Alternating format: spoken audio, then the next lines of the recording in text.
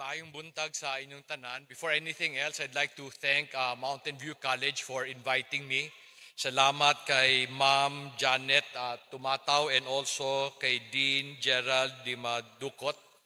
So I'd like to greet you all. Good morning. No, sabi sa akin, you come from different colleges. I hope I will be able to bless you. I'm not in nursing. Although I'm in business, I'm basically a farmer. So pag-uusapan natin today will be about farming. Ay naniniwala ako all of you have your connections sa farming, while many of you are nurses because sa Bukidnon kayo, meron kayong kamag-anak na sa agriculture. So my goal today is to be able to explain to you the business side of farming. Most of the time when DA or TESDA ask me to teach farming, I always tell them I don't like to teach how to grow crops. But instead, ang gusto ko is to teach them how to make a farm profitable. So hopefully, makabigyan ko kayo ng konting idea kung paano ba pinapakita ang isang farm. I'm part of a foundation called Similia sa Kinabuhi, and sabi kanina, we basically explain how to marry the Bible into business and also how to make it profitable. But I really guess many of you do not know me. So first, let me just give you a little background about myself before I teach you principles. Today, I am known as a farmer and a businessman from Bukidnon. Our farm is in Sumilao. I grow high-value crops and many different livestock. I don't grow corn, I don't grow rice, but basically nasa gulay kami.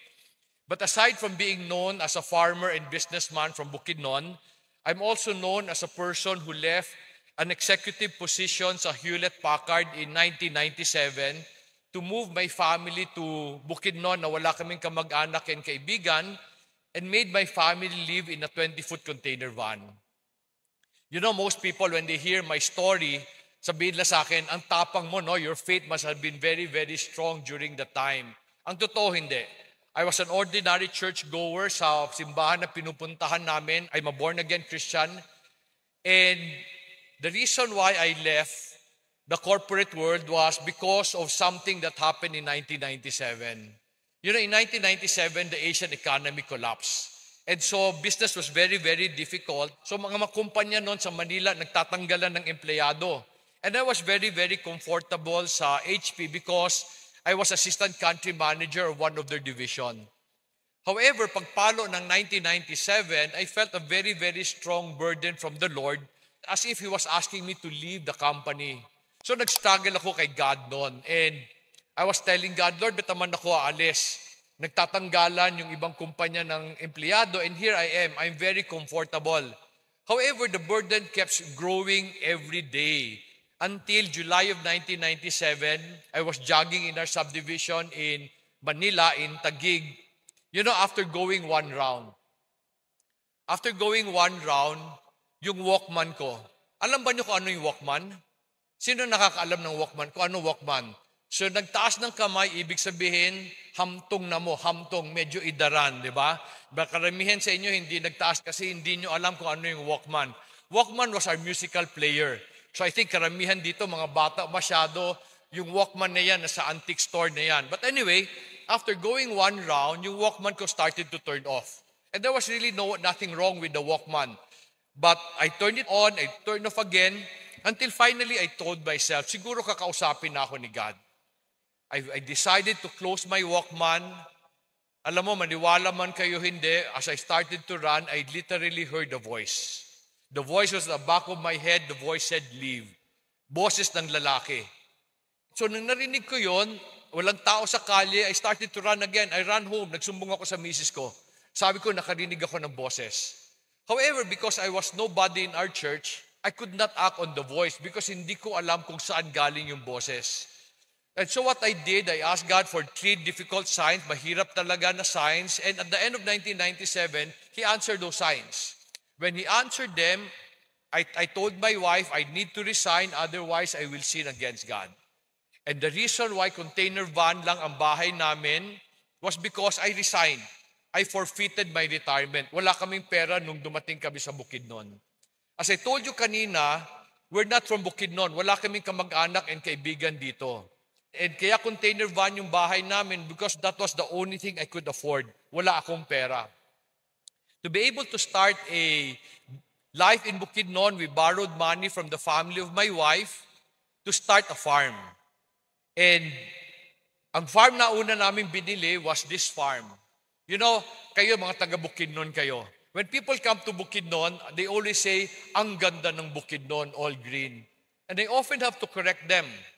I often have to tell them, hindi maganda ang Bukidnon kasi puro kugon. You know, when I was going to your place, maganda puro kayo puno, but most places ang Bukidnon, puro kugon. The reason why hindi maganda ang Bukidnon dahil sa kugon, because kugon is a symbol of desolation. What does that mean? Ang ibig sabihin, pag nakakita kayo ng kugunan, walang kwenta lupa niyan. In fact, kung pag pinutol mo ang kugon, sinunog mo ang kugon, alam ba niyo ano tutubo ulit? Kugon pa rin. The only way to kill kugon is to improve the soil. Pag pinataba mo yung lupa, kugon cannot grow in good soil. But anyway, yan yung lupa na nabili namin, and we were able to borrow enough to go into a hog-growing business for Monterey. We're a contract grower, not contract grower. To most people, pag contract grower, that seems to be a very good business. Okay, kasi yayaman daw, sabi nila. However, when we started to operate the business, I realized something very sad. Pag contract grower ka, hindi ka magugutom. Hindi ka lang yayaman. Kasi ang laki-laki ng investment, ang liit-liit ng return. So when I realized that, I felt sad because I could not keep my promise to my wife. You see, nung pagdating namin dito, pinatira ko yung misis ko sa container van, sabi ko sa kanya, huwag ka mag-alala, in 5 years, I build you a better house because of the business.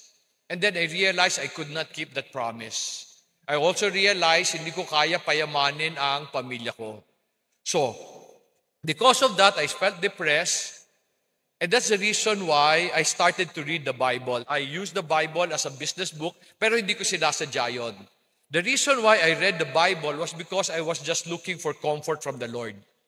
Alam mo yon, I don't know if you know the feeling, mga bata pa kayo, siguro yung mga idaran dito o yung mga mas mature, I don't know if you understand the feeling yung, alam mo, wala kang matatakbuhan pag may problema ka. And that was how I felt every day. So I read the Bible only because I was just looking for comfort. Because I'm not a pastor or a priest, I just read it from Genesis to Revelation until one day. One day I realized that the people we call prophets were mostly businessmen, and they were amazing businessmen. Like for example, you may have read about the man named Abraham. Si Abraham, dayo yan. Pag dayo niya, kasama niya yung pamangkin niya si Lot, kaso nag-away yung mga tao nila, and so they decided to separate ways. Lot decided to get the better land, and ang naiwan kay Abraham was barren land. And yet many years after, Abraham became the richest man in the place. So sabi ko sa sarili ko, dapat maintindihan ko ano alam ni Abraham kasi dayo rin ako. And I felt na meron akong pag-asa na yumaman kasi si Abraham yumaman. And then I read about the man named Joseph. I believe Joseph is the best entrepreneur in history, including our history. Now, why would I say that? Because Joseph was able to save the strongest nation of his time from 7 years of famine. I believe even Elon Musk cannot do that. So when I realized that, sabi ko sa sarili ko, Dong, kailangan mo maintindihan ano alam nila. And total, wala nang mawawala sa iyo kasi wala na lahat. Walang mawawala if you now read the Bible as a business book. And I made a commitment to obey everything Bible says, even to the point of resting my soul on the 7th year. Alam nyo, nung nangyari yan, maraming mirakulong nangyari sa farm namin. Walang perang nahulog sa langit. However, many opportunities came. And one of our biggest opportunity during the time was in 2002 to 2010, we were the biggest lettuce supplier of McDonald's for the whole country. Imagine a small farm in Bukidnon was supplying all the lettuce ng McDonald's sa bansa. However, that stopped in 2010. But let me show you the other things that has happened to our farm. Remember, I was telling you that I made a promise to my wife that I'll build her a better house 5 years after. And when I realized hindi kami yayaman, I told my wife, maybe 20 years after. Andito kami sa Bukidnon for the past 24 years. I should have been building my wife a better house 4 years ago. However, God changed that plan because in 2002, 4 years after we arrived in Bukidnon, God gave us this house. So we moved from a container van to a much better house in 4 years, faster than the promise I gave to my wife. And remember the barren land that I showed you? Today, it is this land. This is a 24-year-old forest. Kami nagtanim ng forest na yan. And in that forest, we grow hogs, we grow different livestock, we grow many different high-value crops. Today, we don't buy any wood for our construction. We get it from our farm. In 2004, many people came to me to ask me how we do business. But because of that, in 2005, I established a foundation called Semilla sa Kinabuhi, or Seed of Life. And in that foundation, we decided to share our principles to other people. I don't teach how to farm, I teach how to do business. And karamihan ng pumunta sa amin, yung nangyari sa farm namin, nangyari rin sa kanila. I have this student. When he arrived in 2007, bankrupt siya. 20 million pesos utang niya. And he started a new business with 20,000 pesos and today he's an international brand. And marami pa kaming ibang kwento having the same result. Because of this, in 2014, many of my friends told me to write my story in a book. Sabi nila, people should know your story. And so I followed them, and in 2015, I published this book, Breaking Through. In the following year, I published the other book, Keeper of His Garden. The reason why I chose Breaking Through as the title of my first book was because I believe it is our story. Alam niyo yung Breaking Through? Galing ka sa wala, pumunta ka sa mas magandang buhay. And I said in that book, this cannot be my story. This is God's story written in my life so that someday, a day like this, I can tell all of you that God wants to create a breakthrough in your life. While some of you are well-to-do in life, many of you are looking for your breakthrough. And I want you to know that God wants to do that for you. The book Keeper of His Garden, I wrote that because one day I was telling the Lord, Lord, why did you teach me many unique principles? And you will understand this as I go through my sharing. But I felt that day God was telling me, these principles are not for you to keep. They are for you to share to other people. So, Keeper of His Garden contains our principles in life and in business. And I have this dream. Sana someday, all Filipinos will read my book. Not because of what we will earn, but because I wish all of you will experience what we experience. Alam mo, galing sa wala, pumunta sa mas magandang buhay. While I cannot tell you all the principles in the book, I need to concentrate on farming or agriculture. I was asked to help the agriculture students to understand what you're going into. So meron sana akong tanong sa faculty ng Mountain View. Lahat ba ng nag-graduate ng agriculture from your school succeeded? Did all of them really prosper because of what they took here? You know, karamihan ng Pilipino nagpo-prosper lang pag mangingibang bansa. Diba? Most of the time, we only prosper when we go to New Zealand, Australia, but dito sa Pilipinas, ang konti ng agriculturist na nagsasucceed. And to prove that, as we came from Malaybalay papunta dito sa Mountain View, ang daming lupang hindi ginagamit. Inabandon na sila. And so to many, what they would do is to sell their land in order to start another business. Pag minalas pa, some of them would even commit suicide. Alam ba nyo that around the world today, one of the biggest contributor to suicide are farmers who lost their land because they failed? Ako naniniwala ako that the reason why many farmers fail is because we do not understand many things. Hopefully explain to you kung ano ang farming. So there are 4 things about farming that people really do not understand, and that's the reason why they fail. We don't understand what is farming. We don't understand the purpose of farming. Many people do not understand the value of land. And then, karamihan only think as farming as to grow crops and livestock. They do not understand that farming is a business. So if you want to really succeed, you must look at farming as a business. I see nurses here. Maybe they are theologians dito. Maybe they are educators. But I want you to know that all our roots come from farming. Many of you took up other courses, hindi agriculture, because maraming tao naniniwala walang yayaman sa farming. So ang hope ko doon sa kumuha ng agriculture, sana I can convince you to stay, or if not, if I am successful today, sana ang ibang nurses mag-shift sa agriculture. Joke lang yun, wag na kayo mag-shift. Sayang yung pinag-aralan nyo. But anyway, let me start by explaining what is farming ba. If you go to the Oxford Dictionary, it will tell you that farming is the activity of growing crops and livestock. And so the question, what is agriculture? Agriculture naman is the science of farming. And that's the reason why the course here is called agriculture, because you study the science of how to grow crops and livestock. So farming is the practice of agriculture, while agriculture is the science.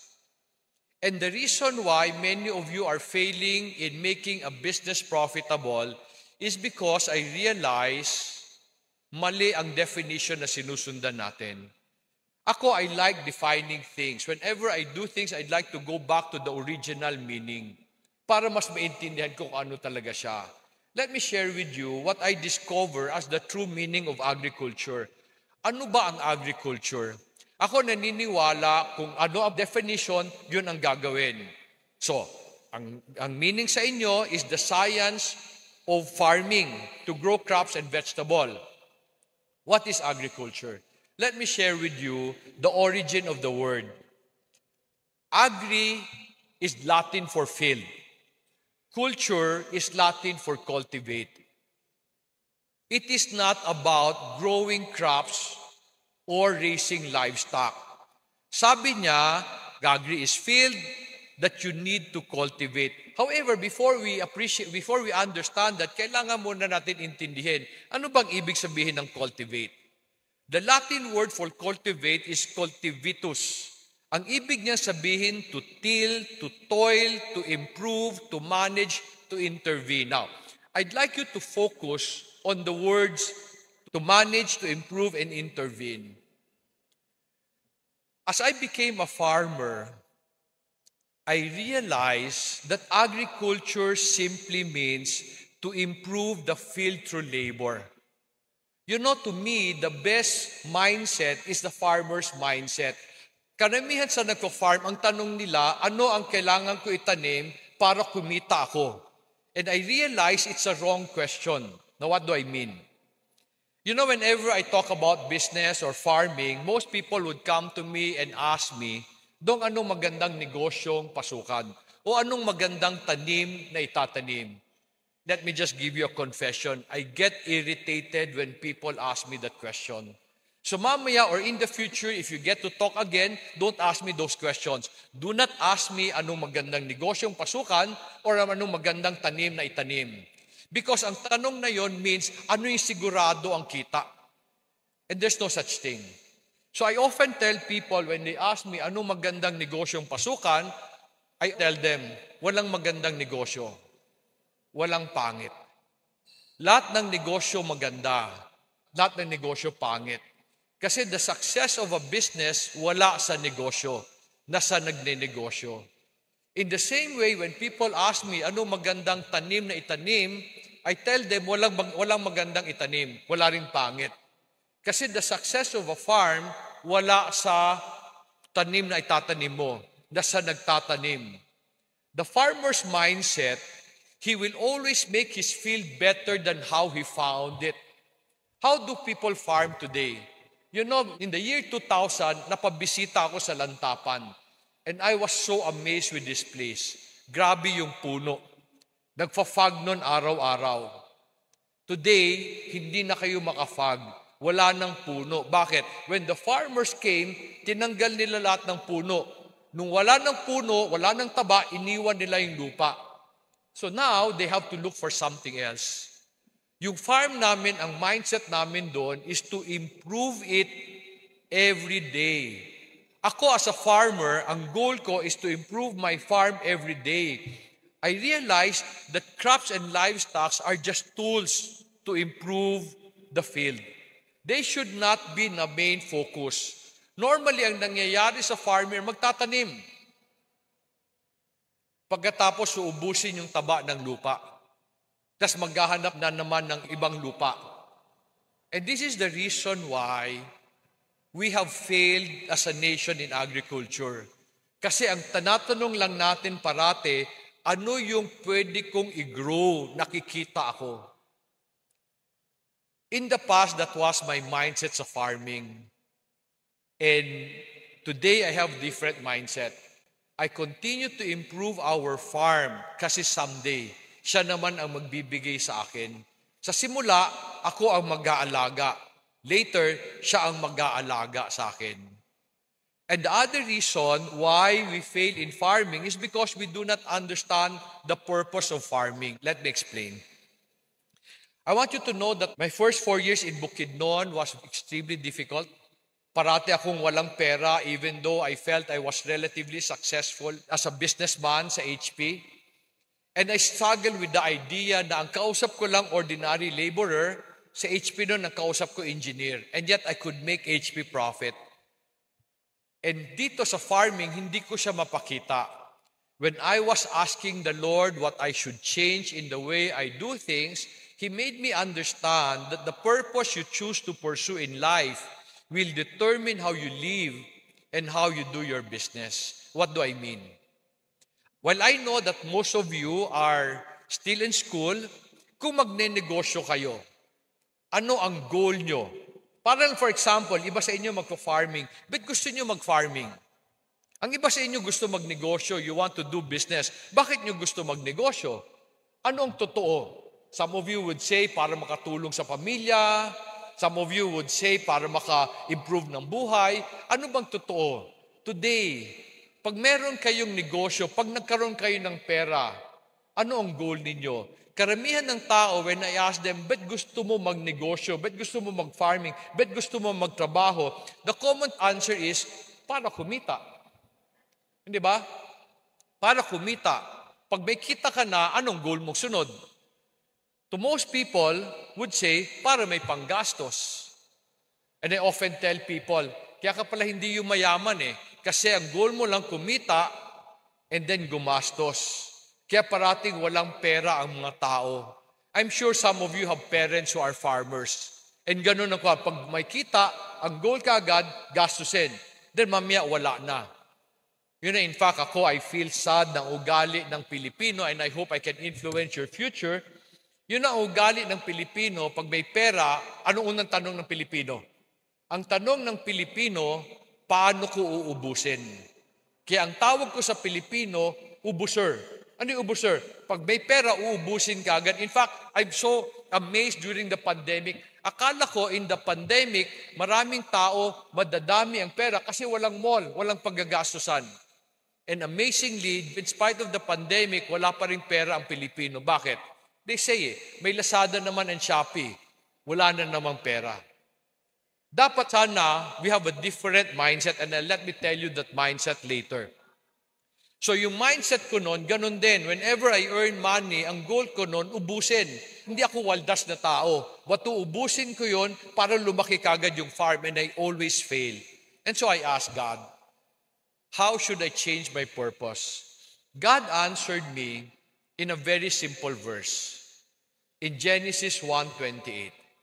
And it reads, God blessed them and God said to them, be fruitful and multiply and fill the earth and subdue it and rule over the fish of the sea, over the birds of the sky, and over every living thing that moves on the earth. I do not know what your pastors or what your teachers teach you about this verse. But to many people, ang ibig sabihin ng to be fruitful is to have many children. To many people, this is not an important verse because ang mindset natin, magpadami lang ng anak yan. Ako, when God explained this to me, I was already a better farmer. I'm an engineer by education, so hindi ako natutuwa na sasabihin mo sa akin paano mag-farm or anong gagawin para sa tanim. I need to understand, pag ginawa ko yung sinabi mo, ano mangyayari sa tanim. So I studied the plant in all its detail. And when I read this phrase, 4 years after reading the Bible again and again, hindi bata ang nakita ko. Ang nakita ko tanim. Ang nakita ko paano nagsimula sa binhi, lumaki, and then namunga. And since then, I have been studying the ways of the plant and relating it to business. Today, we are successful because of that model. So before I share with you other things about farming, let me first explain to you the ways of the plant. And the first thing I realize is that fruitfulness is the function of a plant. It's not the function of man. What do I mean? Akala natin ang ibig sabihin dito, magpadami ng anak. No, you have to understand, fruitfulness is a function of a plant. Let me prove this to you. Pag ang tanim kain ng kain, ano nangyayari sa tanim? Di ba lumalaki? Tapos namumunga? Kayo, pagkain kayo ng kain, ano nangyayari sa inyo? Di ba lumalaki rin kayo? Di ba? Namumunga ba kayo? Yung bunga, which is sobra ng tanim, pamigay mo, everybody happy. Yung sobra nyo, pag pinamigay mo, anong tawag sa sobra nyo? Tawag sa sobra nyo, bilbil. Pag pinamigay mo yan, ayaw nila yan kasi sabihin lang, marami rin ako niyan. On the other hand, some people say, hindi naman, Sir Dong, to be fruitful means to have many children. Pero I have a struggle with that concept. Because the command to be fruitful was given both to man and to woman. So ang tanong ko, bakit babae lang ang nanganganak? Di ba kung ang concept is for all of us, dapat ang lalaki pwede rin manganak. So can I ask the men here, sino sa inyo ang gustong sumubok manganak? Minsan lang. Minsan lang. Anybody? You know, today, alam niyo yung transgender, di ba? To me, it's very, very ironic. Bakit? Nagpapalit ka ng sex. Kung nagpatanggal ka, naging babae ka na? Hindi. Bakit? The proof that you're a woman is kaya mong manganak. So fruitfulness is not about us. Fruitfulness is about the plant. So let me show you what I learned about the plant. A plant's life starts from a simple seed. The seed contains everything the plant needs to become fruitful later. Pero inside the seed are very small food. So paano siya lumalaki? Most of the time, tayo pag nagnenegosyo, gusto kagad natin malakihan. And karamihan sa inyo, when I ask you what's preventing you from succeeding sa farm, you will say, puhunan, maliit pera ko. Pero bakit ang tanim? Maliit lang ang simula niya. And yet, it can become fruitful in the future. Alam mo anong ginagawa ng tanim para mamunga? The plant will now try to grow itself internally. The most important part of the plant are the roots. The roots decides how big the plant will grow and how fruitful it will become. So, ang una niyang gagawin, to grow the roots. Kasi para makagawa siya ng pagkain. In order to grow, the plant will make more food from the food it has produced already. So, internally, pinapalaki niya sarili niya. And then, sa tamang panahon, mamumunga. Do you know what's the problem with us in business? Gusto kagad natin malaki. Gusto natin maraming pera kagad sa negosyo. Alam ba nyo, pag ang germinating seed, lagyan mo ng maraming fertilizer, ikamamatay niya yan. And we discovered that by accident. Ulitin ko ha, a seed that is germinating, lagyan mo ng maraming fertilizer, mamamatay. Because the roots are fragile.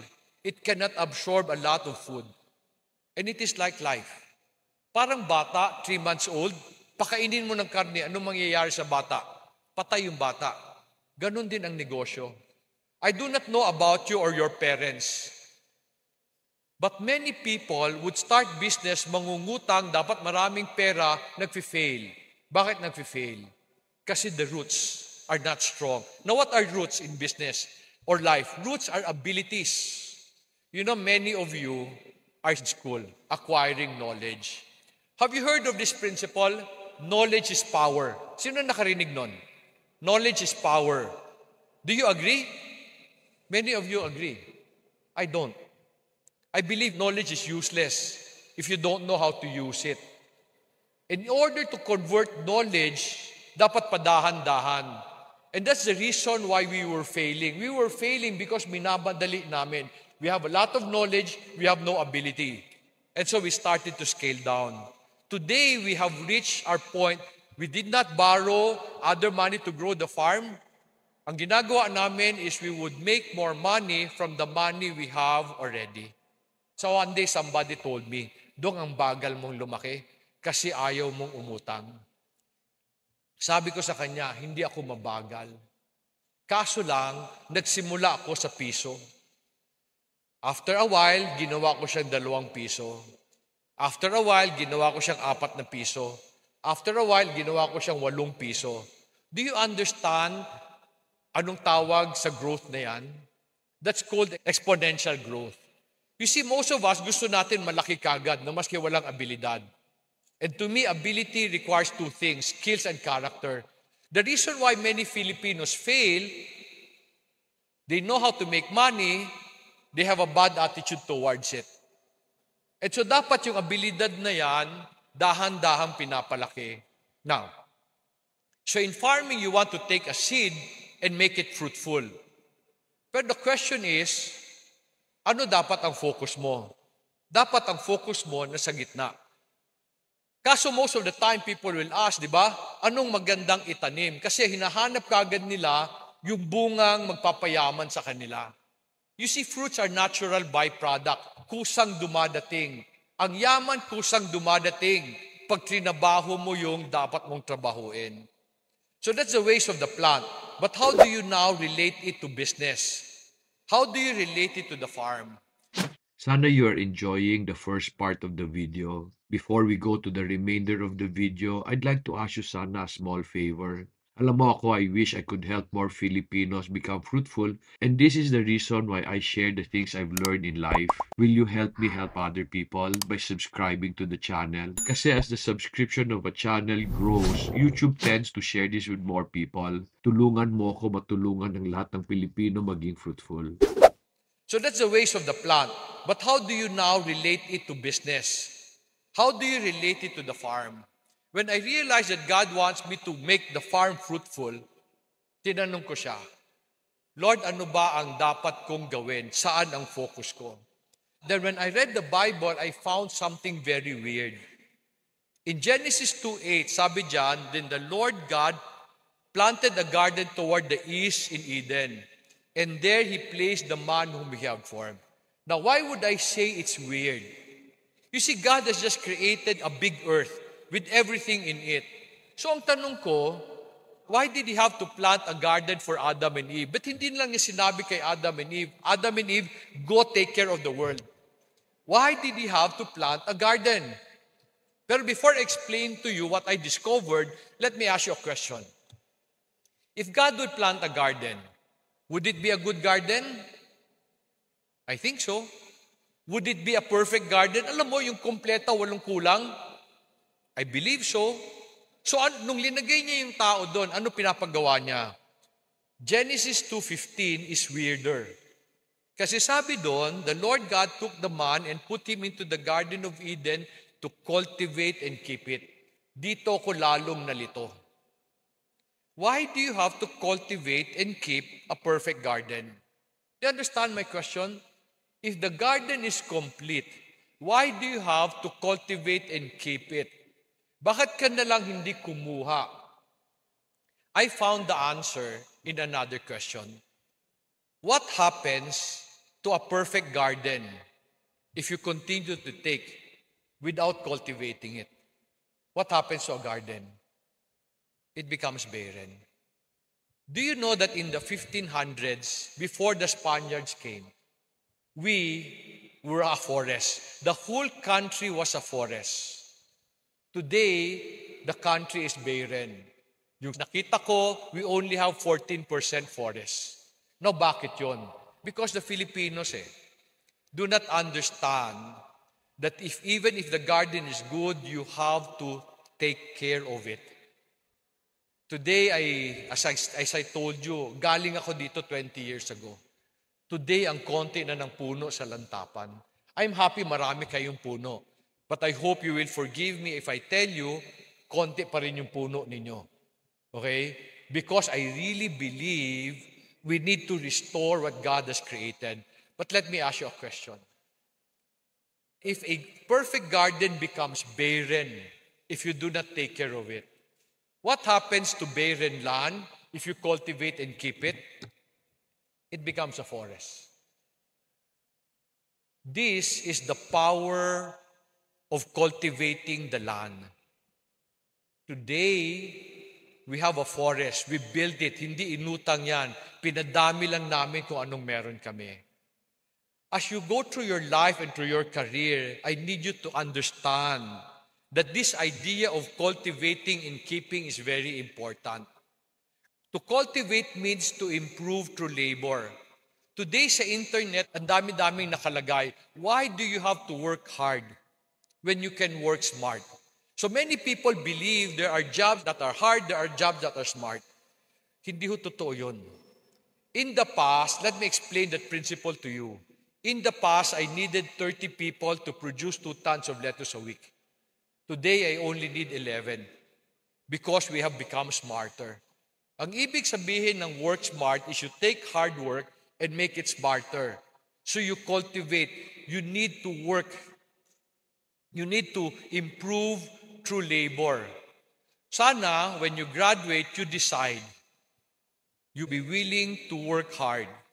And the other thing that God said, in order to be able to improve it, you need to keep. Anong keep? Anong ibig sabihin keep? To keep means to stay put. To stay put and protect.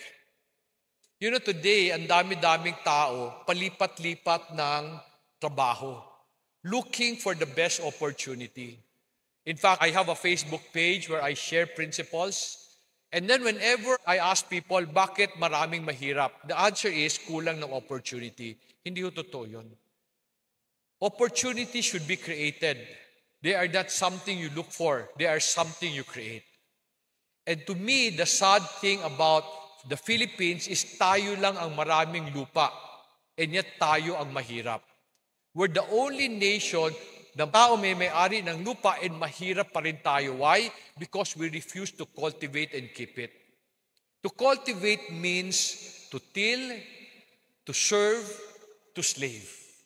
Remember kanina sabi ko, what is agriculture? It's field that is cultivated.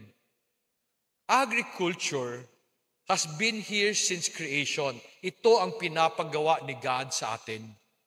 However, I need you to understand, if you want to prosper in agriculture, your focus must not be in the beginning or the end. Your focus must be in the middle. The willingness to cultivate or take care of what you have. Ang problema, naghahanap ng magandang simula, naghahanap ng magandang pag-profit. Fruits are natural byproduct. Profit is the same. It's a natural byproduct of the work that you put in. So para sa akin, the purpose of agriculture is to produce fruits by continually making more money from the money you earned already. Kanina sabi ko sa inyo, ano ugali ng Pilipino? Pag may pera ang tanong, paano ko ubusin? Dapat ang tanong natin, paano ko papadamihin? The other thing that most of us do not understand is we do not understand the value of land. Let me explain this. How do you determine the value of land today? Paano mo malalaman kung gaano ka-valuable yung lupa mo? Most people will use the real estate value. O hindi, kung magkano may bibili ng ibang tao. That's how we determine the value of our land. Ako, para sa akin, land is the most powerful asset that we can possess. In fact, I always tell people, pag may lupa ka, wag mong ibibenta because it's very, very powerful. I realize that the real value of land is determined by what you can produce from the land. Let me explain this. What do I mean? Today, meron na kayong Jollibee. And meron ata sa Valencia, McDonald's. Ano ang negosyo ng McDonald's and Jollibee? Ano negosyo nila? Many of you will say hamburger and chicken. I disagree. Ako, you will notice, Jollibee and McDonald's will look for prime land. Magandang lupa, maski mahal. And from that land, they will produce hamburger and chicken. So what are they doing? They're producing money from the land. Farming is the same. Farming is about producing money from the land. And as you continue to use land, may pera ka na, tumataas pa yung value ng lupa mo. Ako, I hate when people sell land because they get a lot of money. Pagkatapos ano na? After a while, nauubos. Ang lupa, pag ginamit mo ng tama, you get money every year, yung lupa tumataas pa ng value. Ganon ang ginagawa ng McDonald's and Jollibee. They use the land to produce money. I don't know about your family. Maybe some of you are planning to soon sell it, to use it for something else. Sayang naman. Ako, I realize farming is the wise use of land so that you can make profit from the land. Kumita ka na, mamaya, tumataas pa yung presyo ng lupa mo. Let me now also explain the last thing I told you na error ng maraming farmers. Akala ng farmers, farming is just about producing crops or livestock. No, you have to understand, farming is a business. When I say farming is a business, dapat marunong ka magdala ng pera, dapat marunong ka magbenta, dapat marunong ka magtipid, dapat ka marunong ka magpaganda. Farming is a business. Now, let me ask you a question. Ano ang pinaka-importanting kapital sa negosyo? Ano yung pinaka-importanting kapital? All Filipinos will tell you pera. So many people believe that the reason why businesses fail is kulang sa puhunan. I need you to understand that is not true. Marami ng negosyo, nagkaroon ng pera, farmers, pinautang ng gobyerno, hindi pa rin kumita. In fact, I always feel sad when government give farmers money to start because hindi pera ang importante sa negosyo. Let me explain this. In my study of farming, I discovered the concept of the 8 forms of capital. Sabi nitong konsepto na to, you need 8 forms of capital in order to profit. You need financial capital, you need material capital, you need intellectual capital, moral capital, natural, social, experiential, and cultural. Let me explain this. Financial is all about money. But you have to understand, marami ka pang dapat ibang kapital na ilagay. Money can buy materials, raw materials. On the other hand, you can grow your raw materials. So yung pera is just a small part of running a business. Intellectual capital is something you acquire by study. Can you buy knowledge? Pwede ba yun? Pwede ka bang pumunta sa isang tindahan, sabi mo, pabili ko nga ng 10 pisong knowledge? Pwede ba yun? Like for example, can you buy what you learn from this school? No. You have to study. Can you buy your values? Tamang pag-uugali? No. That's something you develop. Natural, what's our natural capital? Natural capital includes the air, the water, your strength, and all of these are free. And we don't see it as a capital. Social capital, your network of friends. You know, alam ko may mga estudyante na andun sa Robinsons when Chamber of Commerce did their program. If the person is here, I hope you will not mind me using that example. Meron dun nag-share about a mushroom farm. And you were all impressed. And then someone asked, can I grow mushroom and you sell it for me? You know, nung narinig ko yun, nalungkot ako. Why do you want someone to sell your produce? When someone sells your produce, mura lang yun pagbili sa'yo. Kasi kailangan pa siya kumita. But hindi ikaw ang kailangan mag-form ng social network mo para ikaw magbenta, para mas malaki ang kita. Kasi akala nga natin, farming is just about growing crops and livestock. No. Farming is a business that you also need to learn how to sell and create your own market. Experience. Can you buy that? No. You have to go through the problem. Cultural. Cultural means ugali ng isang locality. Iba ang ugali ng taga-Lantapan sa ugali ng taga-Manolo. Okay? And iba ang ugali sa Bukidnon kaysa ugali sa Manila. Meron kayong ugali dito na hindi ko maintindihan. Noon, when I was working in Manila, pag pinagalitan ko yung tao, sasama loob nun. Bukas papasok siya kasi kailangan niya ng pera. Dito sa Bukidnon, pag pinagalitan mo yung tao, mangluod. Di ba bukas hindi na papasok? So dito sa Bukidnon, mayroong ugali. Bahala na magutom. Makapangluod lang. Di ba? Tinood, no? Bahala na, okay? So I have to adjust. So you will notice that many of the capitals needed in business cannot be bought. They need to be developed. And that's the reason why there's a ninth capital. It is time. Time is a capital. We have been using time to our advantage. Many people hates time. Gusto nila magmadali. They would use money to buy time. You know, you can never beat time. So kami, imbis na perang ginagamit namin, we use time. So these are the things you need to consider if you want to prosper in farming, pero hindi lang sa farming. Kung meron dito gusto magnegosyo, these are the things you also need. You know, as I close, no, I want you to understand, sabi ng Deuteronomy 15:4, however, there will be no poor among you, since the Lord will surely bless you in the land which the Lord your God is giving you as an inheritance to possess. What is Breaking Through? Breaking Through is a transformative lesson series that aims to grow people's character, make them fruitful, and impact the company they work for and the community they live in. Breaking Through was created by like minded business people and professionals who believe that the path to wealth for Filipinos is to help them develop the right character and the proper values. Ang vision ng Breaking Through is to see all Filipinos live fruitful lives by teaching them a better way to do business using the Bible as a reference and the ways of the plant as a model. Breaking Through can be accessed in two ways. Every Wednesday, we will live stream a lesson through Facebook Live from 4 p.m. to 5 p.m. sa page ko, Dodong Kakanando. This is free to the public. For those naman who are busy during the week, there will be a replay on Saturday that week from 7 p.m. to 8 p.m.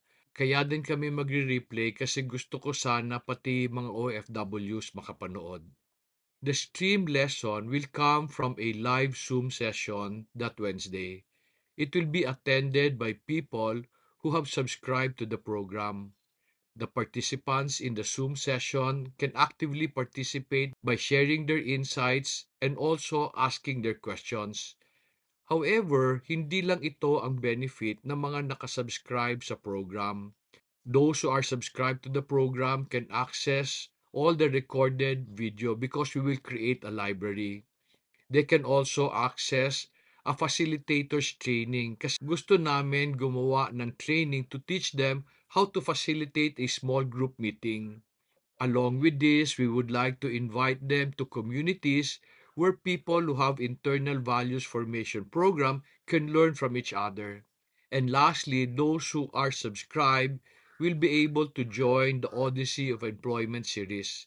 This will be a 10-lesson webinar to help employees appreciate their jobs, maximize their opportunities, and also teach them how to use their employment to build a fruitful future. If you want to subscribe, please send an email to gurosanegosyo@gmail.com and the subject should be subscription to Breaking Through. When we receive your email, you will be asked to fill up a form that will give us information to help manage your subscription so that we can serve you better. If you are an individual, we will ask you to subscribe to our YouTube channel. But if you are a company, we would like to serve your subscription through our website and we will send you the link. The proceeds of the subscription will be given to Similia sa Kinabuhi or Seed of Life. It is a foundation in Manolo Fortich in Bukidnon. It is a facility that hosts face-to-face trainings on entrepreneurship, on farming, and even character development. In 2022, we had to close the foundation because of the pandemic and we lost our administrator. We would like to reopen that foundation because of the appeal of many of those who have attended it in the past. We would like to improve the facility through the income that we will receive from the subscription and also sustain its operation. For you to know how breaking through has already helped people, here is a testimony of Raymond Mirabueno, owner of Mirabueno Farm in Mantibugao, Bukidnon. He grows sunflowers, sweet corn, coconut, coffee, and other vegetable. I hope you will be encouraged by what you will hear from him. Breaking through, we had 4 sessions this month of July, no? And we're actually very happy. Yung mga staff namin are very happy to have gone through it. Every Wednesday yon. And then unang-una, happy kasi for many years yung namin, operations namin has been just work lang, tuloy-tuloy, do this, do that. And then all of a sudden, nagkaroon kami ng opportunity na to be together because we attended it together dito sa farm. And then they were together listening to the sessions. So nagkaroon kami ng parang magandang fellowship sa kanila, no? They were seated together. We also had some snacks during those sessions and nagtatawanan sila, and then syempre many times yung iba tinatamaan, ganyan-ganyan. So okay, maganda naman. And then somehow, compared to yung mga nagsasama-sama sila at nagsasabihan lang sila kung ano yung opinion nila, pero ito parang very clear na nalilayout na papakita sa kanila na ito tama to, ito mali to, ito akala mo hindi okay pero yung pala okay, and then you learn to appreciate it. Siguro several times, many different patterns, no? Yun yung nakikita namin dun sa naging 4 sessions na yun on how nila ma-appreciate yung ano yung meron na sila and how they can move forward with what they already have. It brings up their optimism sa kanilang work and sa kanilang buhay. And then, yung tingin nila sa work nagiging iba. Hindi ko naman hinahanap na magkaroon ng, parang overnight result, di ba? Although, ito din kasing past month, na-notice ko din because itong month na to, nakukulangan kami ng mga tao. And then, ito rin yung month na we're bringing in a new product, a new project into our operations. Pero, lahat yon natapos namin. Wala yung naging feeling na bugbog siya or whatever. And I felt that the average morale ng mga tao was very light and they were happy about it. And even after the sessions, during their work, nagbibiroan pa sila pagka yung isa late ulit or ganon, di ba? Kasi parang meron mga napag-usapan din regarding nalilate. Nakakatuwa. And then, yung pinaka-last na session, several of them magkakahiwalay, I met in the farm, asking me kung meron pa ba daw yun kasunod. Siguro naman meron naman yun, no? Kasunod. And it's something also we'd like to support. There's so many aspects sa buhay nila, sa operations din namin that I'm sure can be touched and improved. Hopefully, matuloy-tuloy and sana dumami din. Marami din ibang companies ang mag-join and all that. I am also part of several organizations na alam ko din will benefit from this. But it's not something very common. It's not something that a lot of people or a lot of companies will see being offered.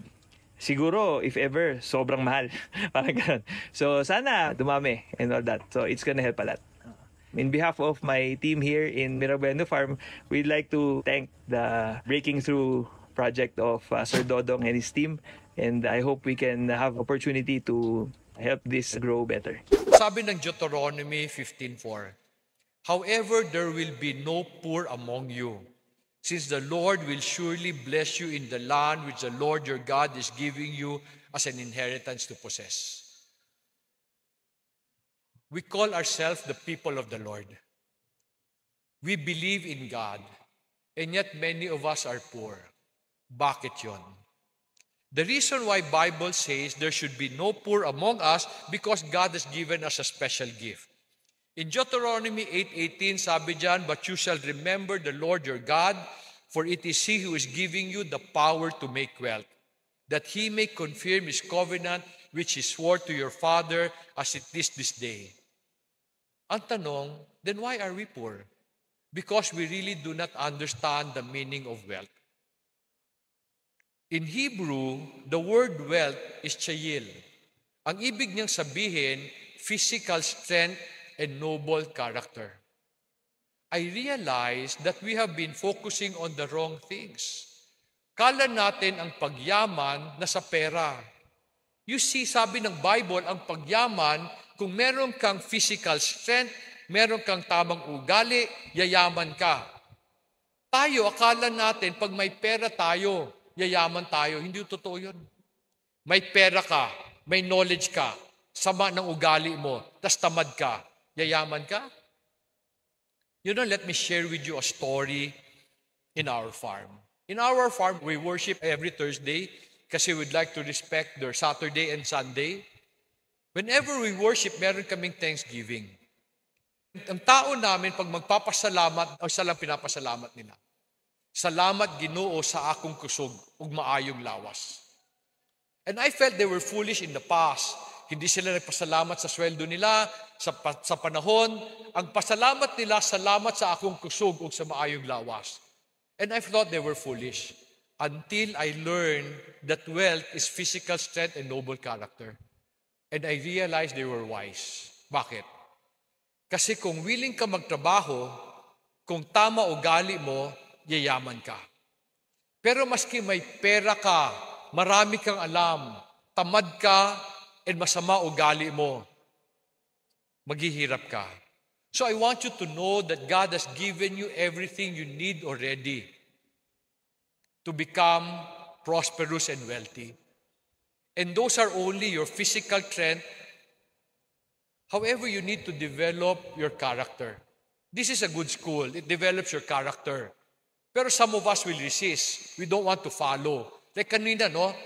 Kanina, your teacher telling you, come forward. Did you listen? Some. Many did not. Okay? In life, you need to submit. And that's a character you need to develop. So kung wala pa kayong tamang character, I hope before you graduate, you develop it. Sabi kanina ng Deuteronomy 15:4, dapat walang mahirap. However, how will that happen? Sabi ng Deuteronomy 15:5, if only you listen obediently to the voice of the Lord your God, to observe carefully all His commandment which I am obeying you today. Kanina, I felt sad when your teachers asked you to come forward. Sabi pa, hindi tayo magsisimula pag hindi kayo lalapit. And to me, it's just a reflection of how you take your character seriously. It's okay. School develops your character outside. Sana lang, before you go, you really develop the character that you study in the Bible. As I end, there is a verse in the Bible that says, thus says the Lord, stand by the way and see and ask for the ancient path, where the good way is, and walk in it, and you will find rest for your souls. But they say, we will not walk in it. I don't know how big your faith is. I don't know your religion. But I wish you would consider reading the Bible and using it as a guide for life and business. Kasi sabi ng Bible, look for the ancient path. Ancient doesn't mean old. Ancient means eternal. Ibig sabihin, tama siya noon, tama siya ngayon, tama siya in the future. And the things I shared with you are not new. They came from the Bible. So as I end, I want you to know that there are no unproductive farms, only unproductive farmers. There are no unprofitable business, only uneducated entrepreneurs. When I say uneducated, hindi ko sinasabi unschooled. Because in school, you gain knowledge. Uneducated means you have not developed the abilities you need. As I end lang, I don't know if you will be interested, but I wrote 3 books. The reason why I wrote my books was because I wish I could help people really become prosperous according to the ways of the Lord.